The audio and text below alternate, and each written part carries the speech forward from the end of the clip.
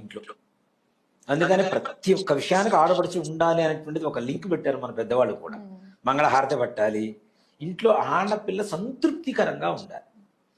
మన హిందూ ధర్మంలోనైనా ఆడపిల్ల పుట్టినప్పటి నుంచి పిడకల్లో పోయేంత వరకు ఏమేం కావాలో మొత్తం పుట్టింటి వారే చూడాలని శాస్త్రం.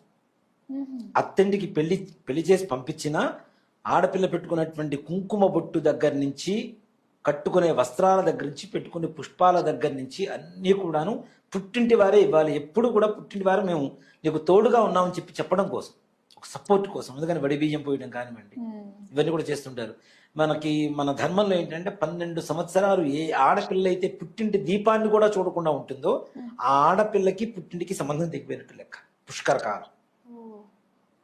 దీని పరమార్థం ఏంటి? చూడకుండా ఉండమని కాదు, కనీసం ఒక్కసారి వెళ్ళిన దీపాన్ని అయినా చూసిరా, మీ పుట్టింటి వాళ్ళు ఉన్నారు అని చెప్పడం కోసం చేసినటువంటి ఒక విధానం ఇది.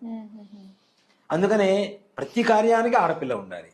ఆడపడుచు అన్నిటికీ అర్హత, అధికారం కలిగినటువంటి అమ్మాయి ఇంట్లో. అందుకని